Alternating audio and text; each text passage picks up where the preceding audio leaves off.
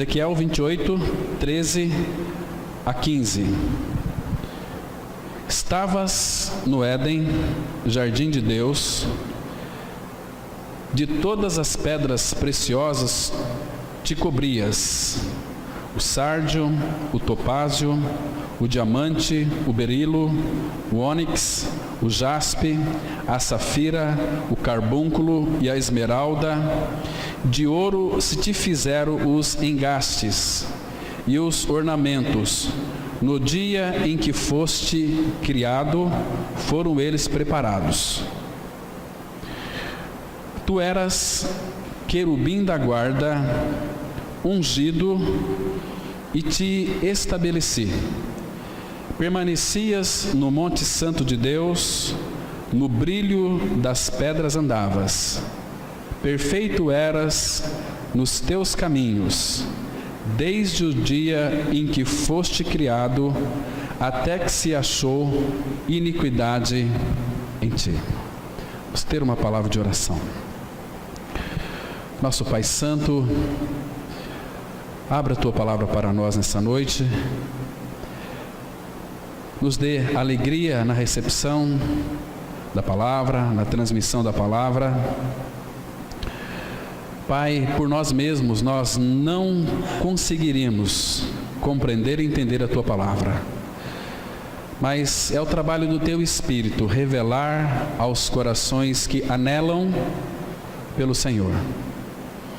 Nessa noite nós entregamos as nossas vidas, ouvidos e boca a Ti. Entregamos esse tempo nas Tuas mãos, para que não seja um tempo perdido, mas que seja um tempo de restauração, um tempo de regeneração, um tempo de edificação, um tempo do Teu falar. Repreende, Pai, toda ação contrária ao Teu conhecimento. Nos leva cada dia mais para aquele que é perfeito, para aquele que de fato é o amado das nossas almas. Nós oramos e entregamos esta reflexão para que Tu a abençoes. Em nome de Jesus nós oramos. Amém.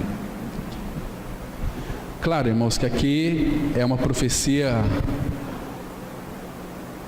para o rei de Tiro. Mas claro que nós sabemos aqui que está falando de uma forma espiritual para Lúcifer. Lúcifer foi um anjo mais perfeito, o querubim da guarda. Lúcifer, a diferença entre você e ele, nós e Lúcifer, todos nós aqui estamos dentro da mesma formação de Deus. Deus criou eu e você, nos recriou em Cristo e também criou Lúcifer. Lúcifer foi o anjo, o querubim da guarda, o anjo mais perfeito que Deus havia criado. O anjo que então ele tinha um domínio, tinha como que é uma hierarquia, ele que comandava muitos anjos. Tanto é que quando de fato ele foi encontrada iniquidade nele, que ele desceu, que se transformou, foi feito em diabo, em demônio, ele trouxe para a terra uma legião de anjos também, porque aqueles que estavam sob o seu comando, onde vai meu chefe, então eu também vou. Então, queridos, e interessante que ele foi revestido de tudo aquilo que Deus havia criado com as características divinas. As pedras aqui de jaspe, é um reflexo tão lindo do nosso Senhor Jesus. Então, ele foi criado perfeito, ele era perfeito, uma pessoa, um anjo que de fato, ele tinha um brilho muito especial, era um anjo diferenciado. Mas algo aconteceu na vida dele, que foi achada iniquidade em Lúcifer, nesse querubim da guarda aqui. Então, e nós sabemos, a gente vai ver depois, que tipo de iniquidade que foi achada nele. A gente já podia ir lá para lá agora. Vamos abrir também em Isaías, capítulo 14. Isaías, capítulo 14. Nós vamos ver aqui que tipo de iniquidade que foi encontrada nele. Isaías capítulo 14, dos versículos 13 ao 15 também. Isaías 14, a partir do versículo 13. São textos bastante paralelos que fala também de Lúcifer. Diz assim, versículo 12: Como caíste do céu, ó estrela da manhã, filho da alva, como foste lançado por terra, tu que debilitavas as nações. Tu dizias no teu coração. Então a gente vai ver agora que tipo de iniquidade foi encontrado em Lúcifer. Tu dizias no teu coração. Olha onde que começa a fonte. Eu subirei ao céu, acima das estrelas de Deus, exaltarei o meu trono, e no monte da congregação me assentarei, nas extremidades do norte. Subirei acima das mais altas nuvens, e serei semelhante ao Altíssimo. Contudo, serás precipitado para o reino dos mortos, no mais profundo do abismo. Essa expressão aqui, será precipitado para o reino dos mortos, no mais profundo abismo, é aquilo que Apocalipse 28 vai dizer, que aos mentirosos, os adúlteros, as prostitutas, que amam e praticam mentira, será lançado no lago que arde com fogo e enxofre, que é a segunda morte. Então, qual foi a iniquidade que foi encontrado em Lúcifer? Uma coisa chamada altivez de espírito. O que é altivez? É uma pessoa arrogante. O que é altivez? Uma pessoa presunçosa. O que é altivez? É uma pessoa orgulhosa. Irmãos, nós, verdadeiramente, nós nascemos com este veneno de Lúcifer em nosso coração. Quando Adão, ele pecou, ele colocou este veneno da serpente, foi inoculado em nosso coração, em nossa corrente sanguínea. Por isso que ninguém que nasce neste mundo é uma pessoa humilde. Nós confundimos muito a palavra humildade com simplicidade. Às vezes você vai na casa de uma pessoa que ela é muito simples, tem lá uma geladeira, um fogão, uma cama e um guarda-roupa. Ai, que pessoa humilde. Não é humilde, é arrogante. É uma pessoa simples. Mas o desejo no coração dela era ter uma casa nova, ter um carro novo e ter os móveis todos novos, né? Há um desejo por... Todos nós somos tendenciosos a sermos grandes. Tem pessoas que, se não consegue ser grande, talvez em entendimento, se ela não consegue ser grande, talvez em riquezas, ela é, pelo fato de ser arrogante, ela é grande até na desgraça. Porque vocês percebem que quando você tem uma doença, de repente uma gripe que é forte, e você conversa com uma pessoa que é orgulhosa, arrogante, altiva, ela fala assim: olha, a minha gripe, rapaz, você nem imagina como é que foi. Foi uma gripe que quase que eu morri. Então quer ser maior do que os outros até na desgraça. É um orgulho que o ser humano tem. Se ele não pode ser o melhor, o maior, pelo menos ele é o maior na desgraça. Isso é o pecado de Adão. Quando Adão pecou, irmãos, vocês não sabem como que a raça humana foi degradada. Então o homem busca de todos os meios uma forma de ser aceito. Então, tanto é que no seu trabalho, no dia a dia, nós somos bem diferentes daquilo que nós somos em casa. Em casa nós somos bravos, né? Em casa, se alguém vem contra os nossos direitos, a gente xinga, esperneia, fica com uma tromba de elefante, ficamos bravos, irritados. Mas só que fora, a gente é bonzinho, a gente consegue dominar, né, nosso orgulho. Por exemplo, muitas pessoas lá, imagina só, lá no seu trabalho, se você fosse igual você é na sua casa, você teria já sido dispensado do seu trabalho, mas lá você tem que manter uma postura de bonzinho, de uma pessoa muito humilde, né? Olha, eu sou assim, mas lá dentro às vezes está remoendo. Só que você chega na tua casa, você explode com uma esposa, explode com o marido, explode com o filho, chuta o cachorro, pisa no rabo do gato, você está nervoso, porque é arrogante, esse é orgulho. O orgulho faz a gente sofrer. O orgulho, queridos, é um mal terrível. Se nós soubéssemos o que significa altivez de espírito, e a Bíblia vai dizer que toda a altivez, ela precede a ruína. Toda altivez, ela precede a ruína. Agora, queridos, existem na vida de qualquer um de nós, principalmente homens, 3 barras difíceis do homem vencê-las. 3 barras. A primeira barra é a barra de ouro. O homem é uma busca louca por dinheiro, é uma barra difícil. A segunda barra é a barra de saia. Hoje em dia está muito comum, principalmente no meio evangélico, tanto adultério reinando. E a terceira barra é o orgulho, que essa é uma barra muito grande.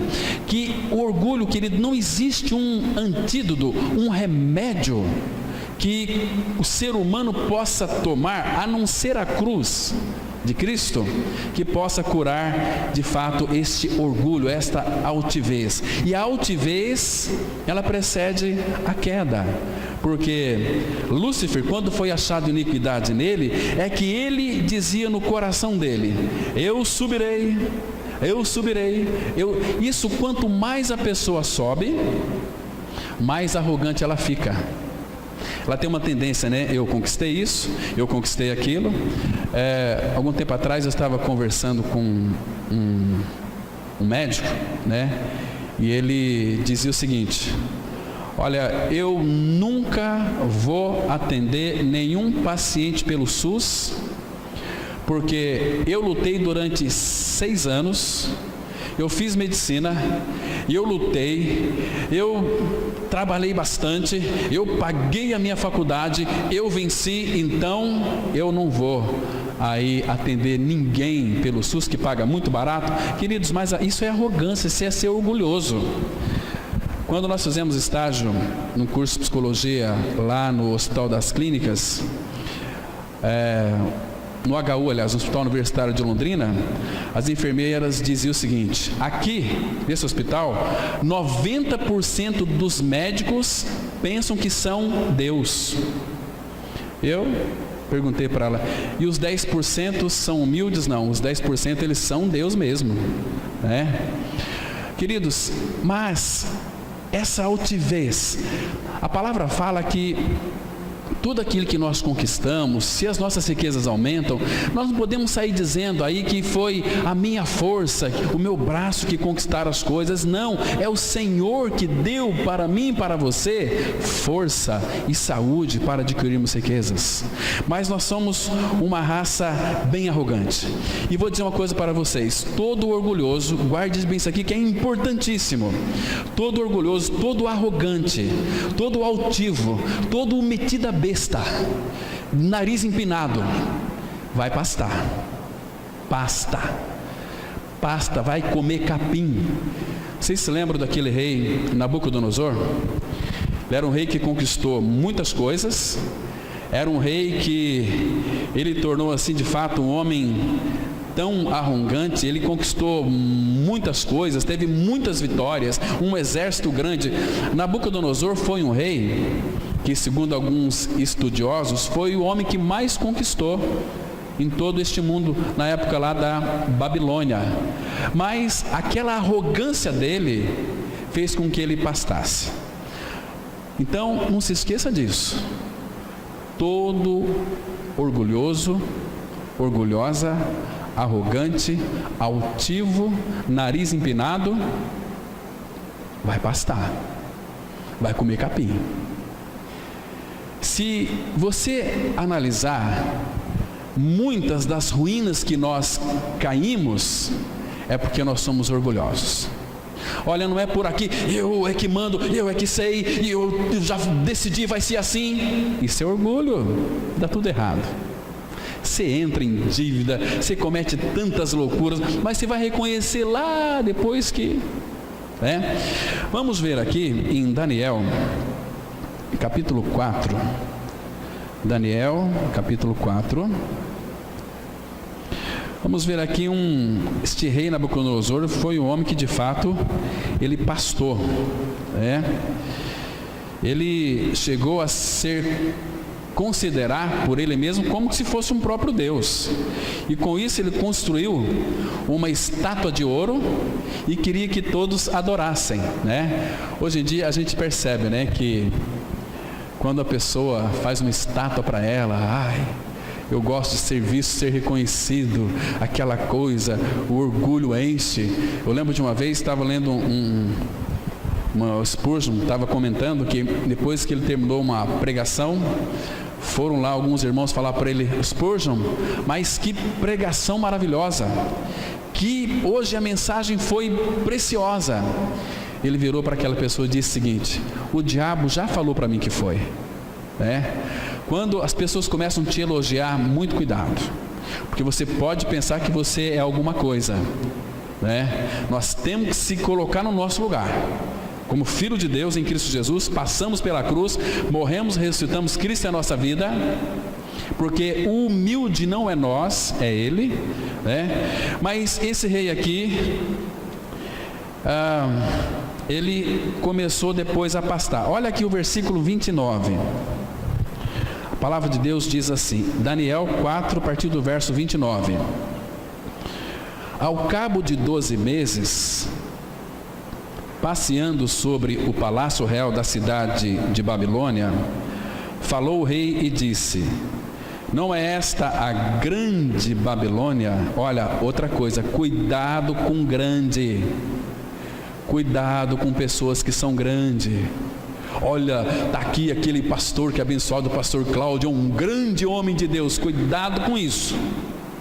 Deus não tem homens grandes na sua obra, tem pequenos. Se você ler depois 1 Coríntios, capítulo 1, de 26 até o 31, você vai ver que Deus não chama pessoas importantes, pessoas que são aí de grandes requintes, de grandes famílias, pessoas que têm uns nomes. Não, Deus vai trabalhar com pessoas que são nada. Então, diz aqui: não é esta a grande Babilônia que olha aqui o eu edifiquei para a casa real com o meu grandioso poder e para a glória da minha majestade. Está vendo quanto eu aqui? Está vendo quanto eu edifiquei o meu grandioso poder, a minha majestade é grandeza, a minha soberania. Olha o versículo 31. Falava ainda o rei quando desceu uma voz do céu: a ti se diz, ó rei Nabucodonosor, já passou de ti o reino. Agora olha o 32. Serás expulso de entre os homens, e a tua morada será com os animais do campo, e far-te-ão comer ervas como os bois, e passar-se-ão 7 tempos por cima de ti, até que aprendas que o Altíssimo tem domínio sobre o reino dos homens e o dá a quem quer. No mesmo instante se cumpriu a palavra sobre Nabucodonosor, e foi expulso entre os homens, e passou a comer erva como os bois. O seu corpo foi molhado do orvalho do céu, até que lhe cresceram os cabelos, as penas da águia e as unhas como as das aves. Está vendo aqui? Todo arrogante, o meu, eu posso, eu quero, vai pastar. E tem muita gente pastando porque é arrogante. Eu já conheço a verdade, eu já conheço o Senhor, então agora eu vou viver na minha. Isso é orgulho espiritual, é o pior que tem. O que Deus tem proposto para mim e para você, irmãos, é que nós vivêssemos em união, em igreja, um servindo os outros. Você quer ser grande? Começa a servir o seu irmão, começa a cuidar do seu irmão, começa a amar o seu irmão. Mas gente arrogante não ama ninguém. Eu já conheço a verdade, não me rela, não me toca. Você sabe com quem você está falando? Lembro de uma história verídica que aconteceu muito interessante. Um advogado, que ele recém-formado, ele estava montando o seu escritório e cara, advogado muito metido a besta, muito arrogante, muito altivo, muito intelectual, muito cheio de querer ser um advogado de sucesso. Não tinha atendido nenhuma causa ainda. Estava ali no seu escritório. Aí interessante que ele abriu o escritório e tal, estava ali na sua mesa, e de repente ele viu uns passos vindo em sua direção. Ele pegou o telefone e falou: olha, pois não, olha, sim, nós, pode ficar tranquilo, nós vamos cuidar da sua empresa, sabe, as nossas causas, nós só pegamos as causas mais difíceis, porque é certo que nós vamos ganhar. E ele pediu para a pessoa aguardar só um instante e continuou falando. Aí ele colocou o telefone no gancho e falou: pois não, senhor, o que o senhor deseja? Eu sou lá da Telefônica, eu vim instalar o teu telefone. Meu Deus, os arrogantes é assim, são humilhados. O Senhor Jesus disse: aquele que se exalta será humilhado, e aquele que se humilha vai ser exaltado, né? Mas este rei aqui, ele foi comer capim. Por quê? Porque ele era orgulhoso, um rei cheio de si mesmo, um rei nariz empinado, o meu grande poder, a minha majestade. Querido, isso é terrível, terrível. Hoje, o problema no meio do povo evangélico é que nós temos muito pastores estrelas. Deus não trabalha com pastores estrelas. Deus trabalha com aqueles que não são. Quando você começar a pensar que você é alguma coisa tão importante para o reino de Deus, é como Pedro muitas vezes pensava: puxa vida, o Senhor Jesus me chamou, eu acho que Ele fez uma boa escolha, porque eu tenho muito para contribuir com o reino. Queridos, Deus não precisa de nada nem de ninguém, Ele se basta. É que Ele decidiu ter uma família de muitos filhos e chamou você para crer em Cristo. Isso é maravilhoso, Então aqui, vamos continuar a leitura. Olha que interessante. Versículo 35 agora. Aí depois que ele comeu ali bastante, comeu bastante capim, porque ele era um rei orgulhoso. Perdão, eu falei 35, mas olha o 34, diz assim: mas ao fim daqueles dias, eu, Nabucodonosor, levantei os olhos ao céu. Claro, porque agora ele poderia levantar os olhos ao céu, porque os olhos dele estavam na terra, comendo capim, Todo arrogante tem que pastar, e pasta, mas pasta mesmo. Então agora ele levantou os olhos para a direção certa, para o céu. Tornou-me vir o entendimento, e eu bendisse o Altíssimo, e louvei e glorifiquei ao que vive para sempre, cujo domínio é sempiterno, e cujo reino é de geração em geração. Todos os moradores da terra são por ele reputados em nada. O que você e eu nós somos? O que nós somos, irmãos? Segundo a Bíblia, nada. Isaías 41, 24 fala: eis que sois menos do que nada. O que eu e você nós somos? Nós não temos uma tendência de ser puxa vida, hoje está aqui presente no nosso meio o doutor fulano de tal. Misericórdia, misericórdia. Então, o que nós somos, irmãos? O que você é? Você acha que você é alguma coisa? Você acha que nós somos alguma coisa? Nada, absolutamente nada, menos do que nada. Este é o homem, E diz aqui: reputados em nada, e segundo a sua vontade ele opera com o exército do céu que é os anjos, e os moradores da terra. Ele usa quem ele quer, até ímpio ele usa. Ele usa até o diabo para fazer uma obra de salvação na vida de uma pessoa. Usa até o diabo para transformar a vida de uma pessoa. Foi assim com Jó. Lembra? Jó, ele era o maior do Oriente, o grande. E Deus começou a desconstruir tudo aquilo que Jó era. Um homem reto, íntegro, temente a Deus, desviava do mal. Deus não trabalha com pessoas importantes. Deus gosta de trabalhar com uma ralé. Ele prepara as pessoas. E não há quem possa lhe deter a mão, nem lhe dizer que fazes. Agora olha o verso 37. Agora pois eu, Nabucodonosor, louvo, exalço e glorifico ao Rei do céu, porque todas as suas obras são verdadeiras e os seus caminhos justos, e pode humilhar aos que andam na soberba.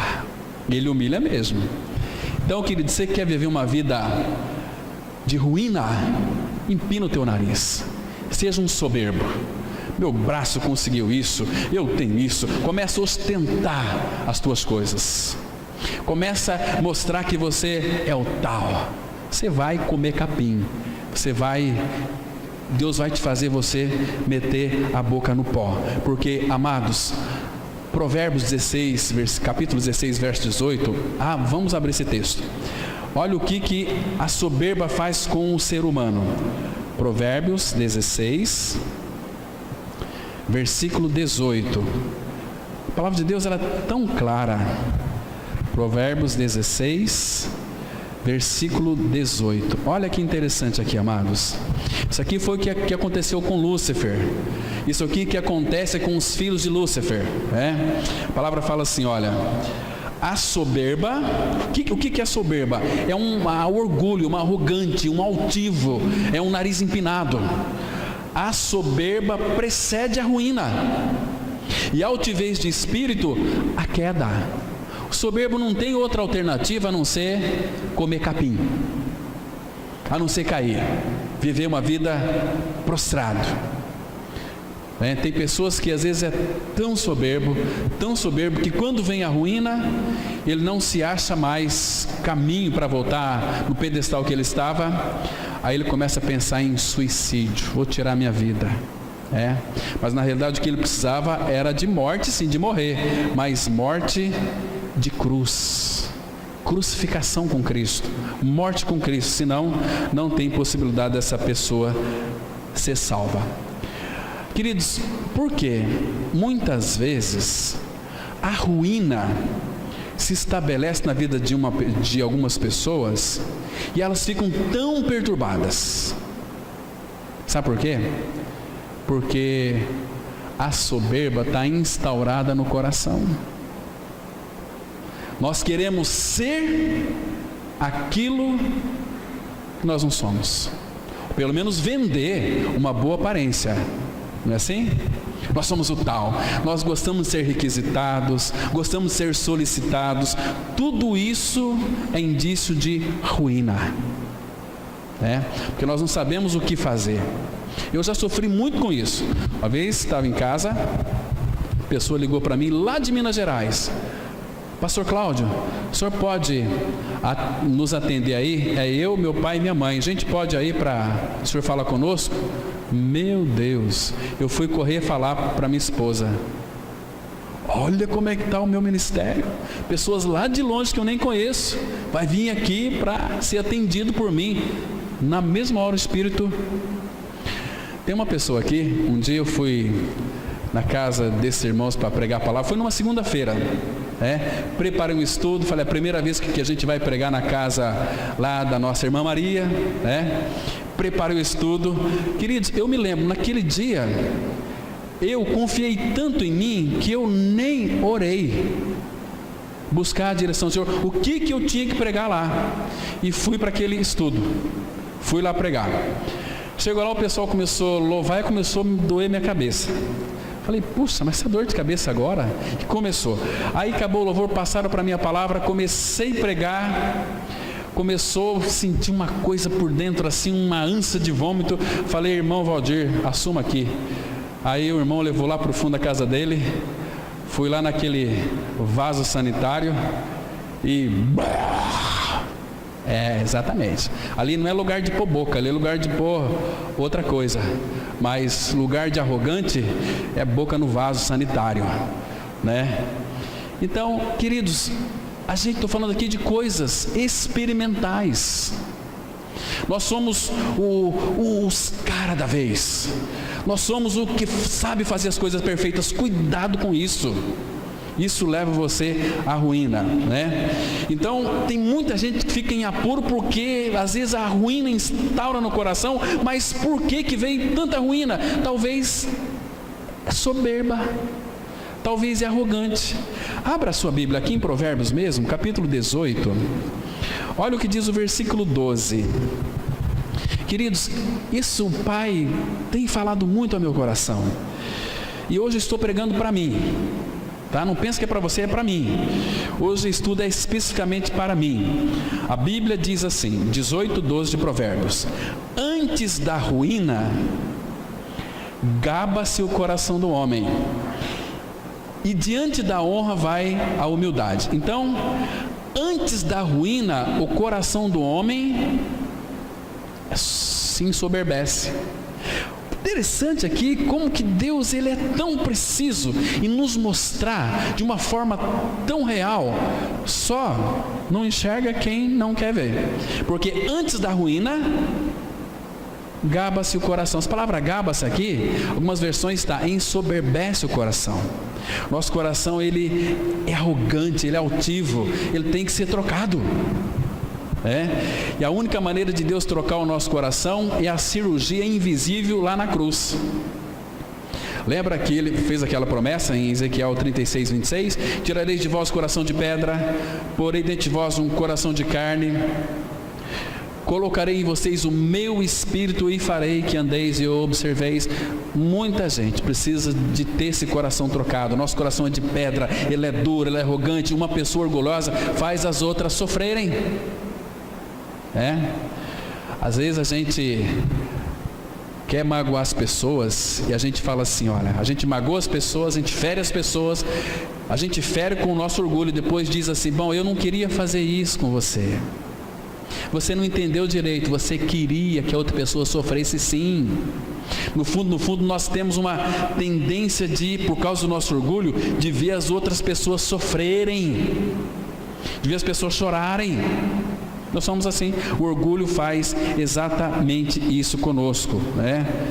Então, queridos, a soberba, ela nos leva a reagir com violência. Você bate de frente com um soberbo para você ver o que acontece. Já fica bravo, já dá coice. Você já viu aqueles maridos que são esquentados? Tem um bichinho aqui voando na minha cabeça. Aqueles maridos esquentados, bravos, nervosos, sabe por quê? Porque é soberbo. Se fosse comigo, eu já dava um jeito de soberba, é arrogante. Querido, se você está crucificado com Cristo, você morreu com Cristo, você está morto com Cristo. Por que está colocando as asinhas de fora? Lembro de uma vez, lá em São José do Rio Preto, uma moça estava noiva e eles iam marcar o casamento, mas chegou lá um mês antes do seu casamento, o marido falou para ela o seguinte: ô marido, o noivo, olha, vamos dar mais um tempo, porque eu não sei se eu te amo. E ela começou a chorar, mas por quê? E pegou a aliança, jogou na cara dele e saiu brava, né? E ela era uma evangélica, mas era soberba, arrogante.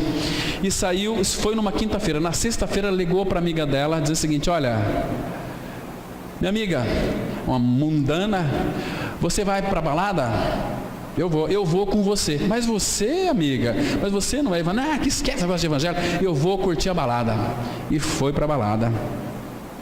Conheceu um rapaz, ficou dançando com ele parte da noite, abraçou, beijou, saíram e foram para o motel. No outro dia cedo, ela perguntou para ele como que era o nome dele, aí que ela veio conhecer ele mesmo, de fato. Só que passou-se uma semana, ela começou a sentir umas dores de cabeça. E ela foi procurar um médico. O médico pediu para que ela fizesse como é que chama, Jéssica, aquele exame de cabeça? uma tomografia. Ela fez a tomografia e neste exame constatou que ela tinha um tumor maligno na cabeça, uma jovem de 24 anos. Então os médicos, para começar um tratamento, fizeram com ela, solicitou uma série de exames de sangue, e num desses exames de sangue constatou que ela tinha contraído o vírus do HIV, o vírus da AIDS. Depois ela veio nos procurar, falou: olha, pastor Cláudio, o que eu faço agora na minha vida? 24 anos.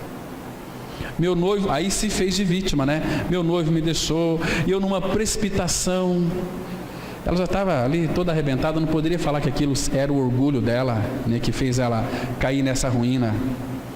E começou o tratamento. O noivo voltou com ela, porque amava muito ela. Ele soube de tudo, aceitou do jeito que ela era, né? Começou o tratamento, depois nós mudamos para cá, nós não sabemos o que de fato aconteceu com aquela moça. Mas, queridos, o orgulho, a soberba, a altivez precede a ruína. Cuidado com a altivez. Cuidado em ficar preocupado em ser o primeiro e ser o melhor da turma. Não importa, irmãos. No reino de Deus, aqueles que são maiores é os que estão lá no último lugar.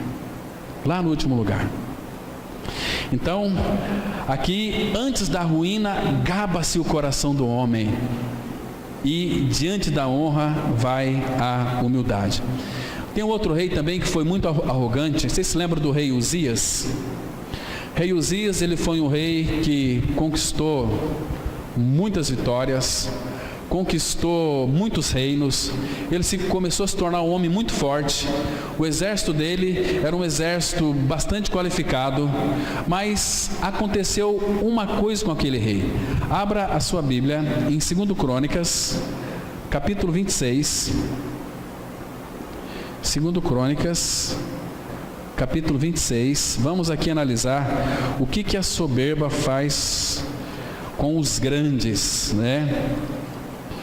Quando alguém fala para você o seguinte: olha, eu quero lhe apresentar você para um grande homem de Deus. Cuidado com isso. Olha, uma grande mulher, uma grande missionária, um grande evangelista. Deus não tem nada disso na sua obra. Veja aqui, amados, 2 Crônicas, capítulo 26. Vamos ler aqui, olha o versículo 7. Vamos ler alguns textos. Essa aqui foi as vitórias deste rei Uzias. Fala assim a palavra: Deus o ajudou contra os filisteus e contra os arábios que habitavam em Gur-Baal e contra os meunitas.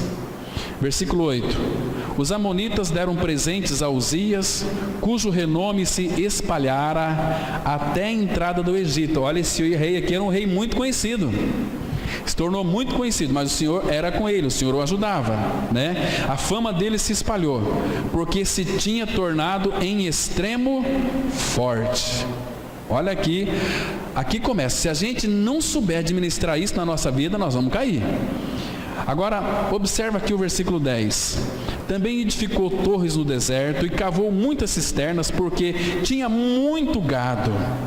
Tanto nos vales como nas campinas, tinha lavradores e vinhateiros nos montes e nos campos férteis, porque era amigo da agricultura. Opa, esse rei aqui conhecia até de agricultura também.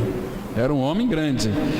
Tinha também, versículo 11, tinha também Uzias um exército de homens destros nas armas, que saíam à guerra em tropas, segundo o rol feito pelo escrivão Jeiel, e Maazéias, oficial, sob a direção de Ananias, um dos príncipes do rei. Então aqui ele era um homem grande. Olha o versículo 14. Preparou-lhes Uzias para todo o exército, escudo, lanças, capacetes, couraças e arcos, até fundas para tirar pedras. Fabricou em Jerusalém máquinas de invenção de homens peritos, destinadas para as torres e cantos das muralhas, para tirarem flechas e grandes pedras. Agora presta atenção. Divulgou-se a sua fama até muito longe, porque foi maravilhosamente ajudado, até que se tornou forte. O perigo está exatamente aqui. Ele se tornou um homem muito forte. E quando a pessoa se torna forte, ela se torna arrogante. E todo arrogante vai cair. Porque, vamos acompanhar o texto aqui, irmãos. Olha que interessante. Versículo 16. Mas, havendo-se já fortificado, olha aqui o erro dele aqui. Exaltou-se o seu coração para a sua própria ruína. E cometeu transgressões contra o Senhor seu Deus, porque entrou no templo do Senhor para queimar incenso no altar do incenso. Então, veja aqui qual foi a ruína dele. Ele se tornou um homem muito forte. Irmãos, por isso que todo filho de Deus, é alguém que passou pela cruz. Porque se você de fato não crê que você foi morto com Cristo na cruz, o teu coração pode se ensoberbecer e você vai cair. Percebe? A arrogância, ela vai reinar, né? Então aqui ele entrou no templo, então ele conquistou tudo e falou: puxa vida, ele tinha lá 80 sacerdotes, que quem fazia o serviço no templo, na casa do Senhor, era os sacerdotes. Mas ele era tão arrogante: eu vou também queimar incenso, afinal de contas eu sou um rei, que eu entendo tudo, eu conquistei tudo, eu sou muito forte, eu vou mostrar para esses sumos sacerdotes como é que se faz, como é que se queima incenso. E a Bíblia continua: porém, o sacerdote, versículo 17, o sacerdote Azarias entrou após ele com 80 sacerdotes do Senhor, homens da maior firmeza, e resistiram ao rei Uzias, e lhe disseram: a ti, Uzias, não compete queimar incenso perante o Senhor, mas aos sacerdotes, filhos de Arão, que são consagrados para este mistério. Sai do santuário. Olha aqui que o sacerdote falou para ele: sai do santuário.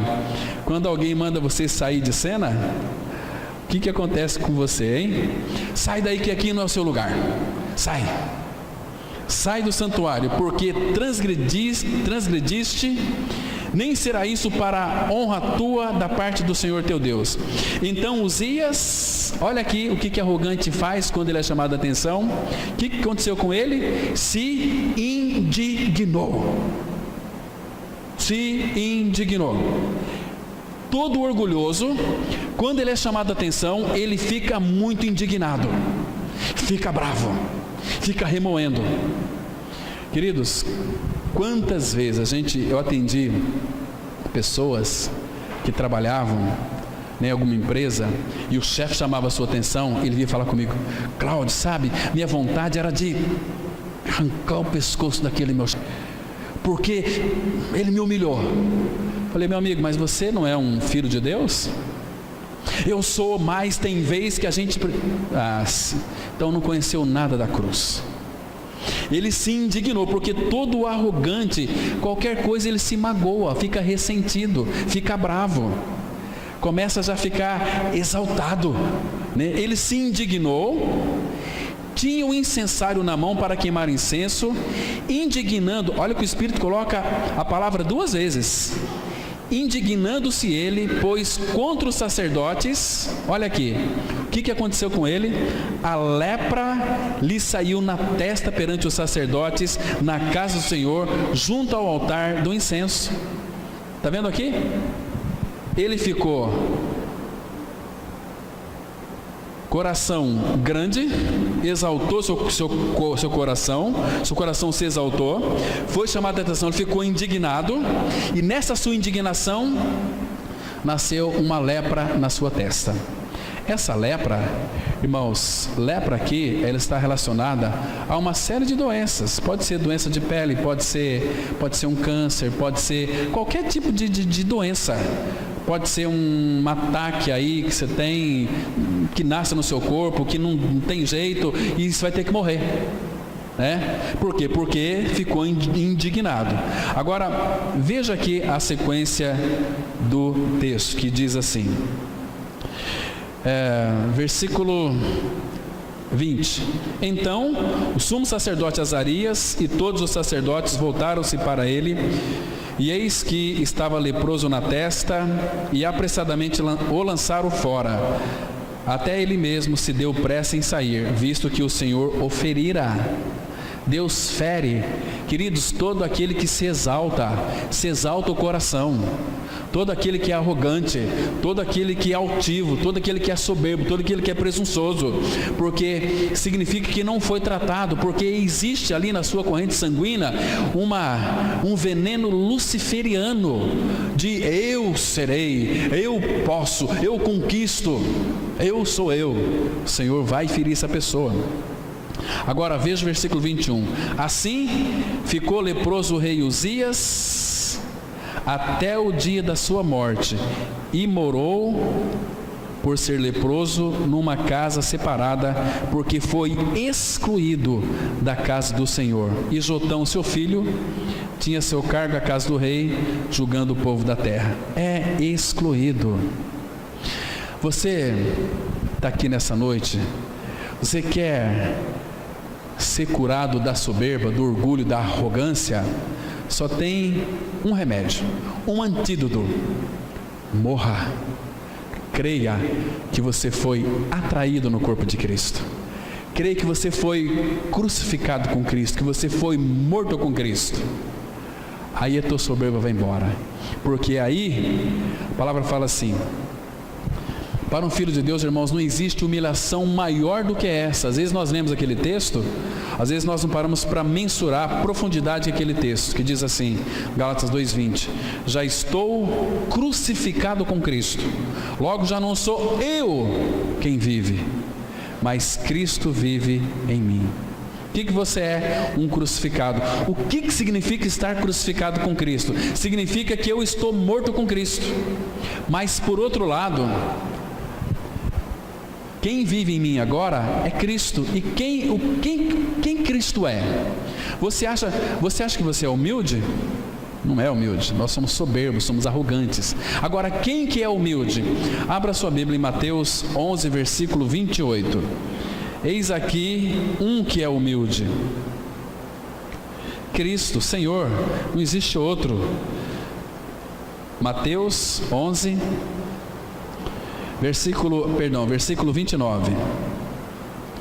Jesus, ele diz assim, olha que interessante aqui.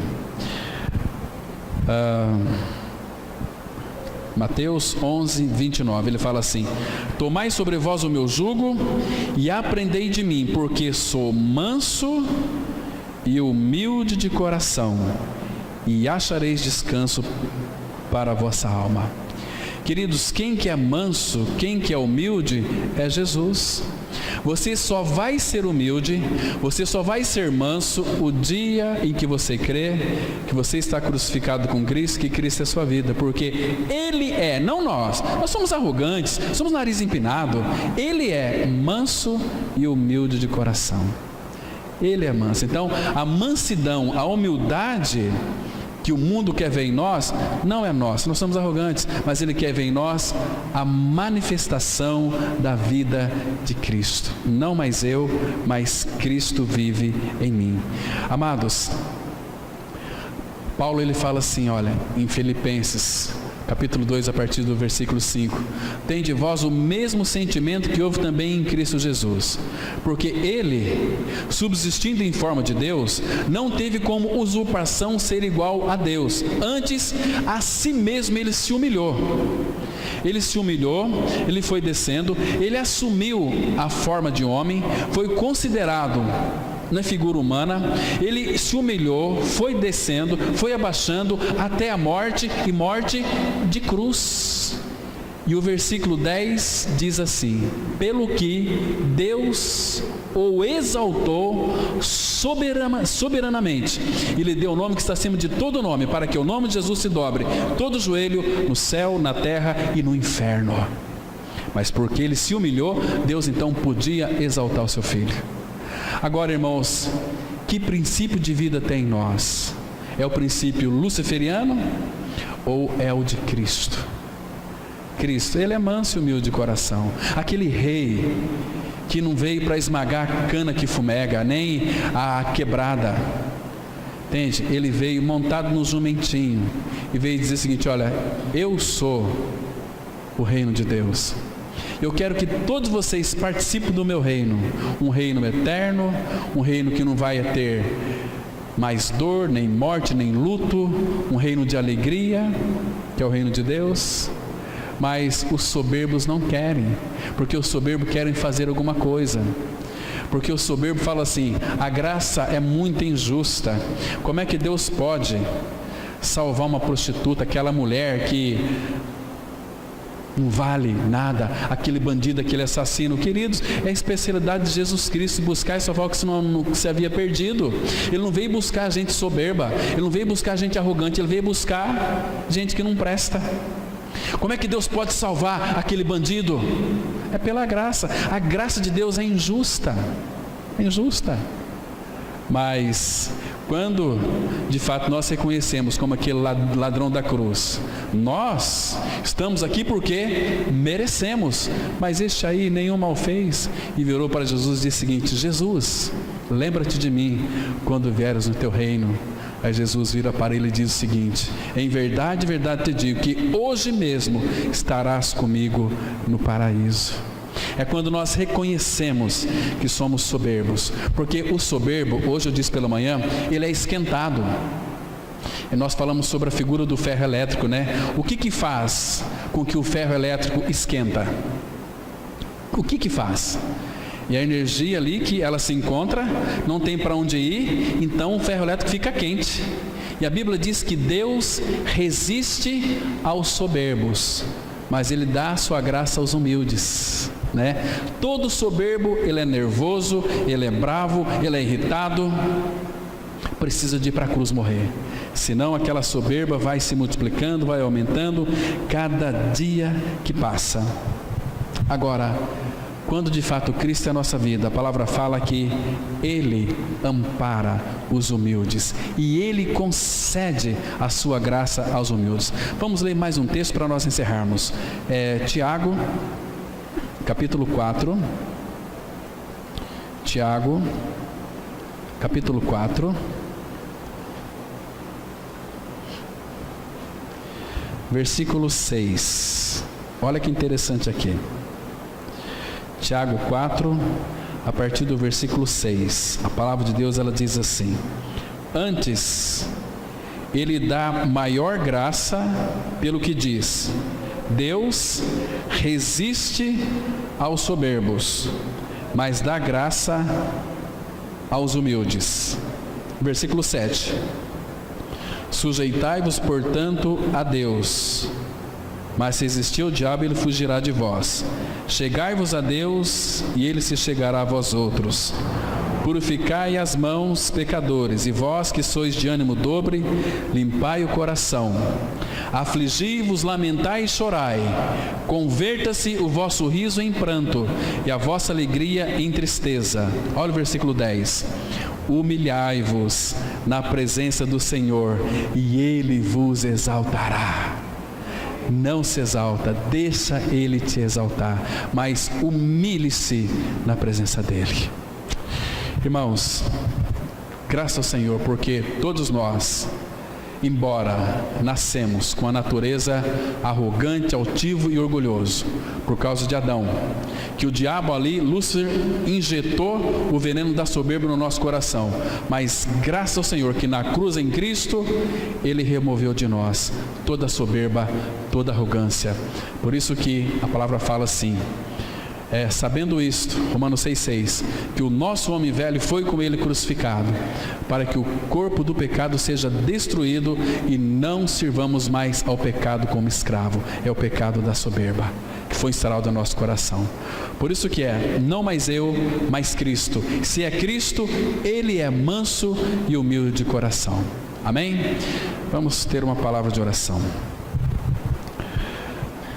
Maravilhoso Pai, Obrigado por mais esse tempo que passamos aqui lendo a Tua Palavra. Pai, tira dos nossos olhos toda a venda que impede de nós termos um conhecimento mais íntimo com a pessoa do Filho. Pai Santo, revela em nós mais o Teu Filho. Pai, para que Ele viva a sua vida em nós e seja formado em nós, para que a humildade de Cristo possa ser manifesta no nosso dia a dia, no nosso viver. Pai Santo, nos dê uma semana guardados em Teu nome. Vá na frente, Pai. Prepara cada dia dessa semana que o Senhor permitir que a gente vá viver. Seja uma semana de vitória, seja uma semana, Pai, que nós possamos manifestar e expressar o Teu Filho Jesus. Nós vamos cruzar com muitas pessoas, mas que elas possam ver em nós o Senhor Jesus Cristo, aquele que é manso e humilde de coração. Abençoa os nossos lares, abençoa as nossas famílias, meu Pai. Cuida de nós, precisamos tanto de Ti. É o que nós Te pedimos, agradecidos em nome do Senhor Jesus Cristo. Amém.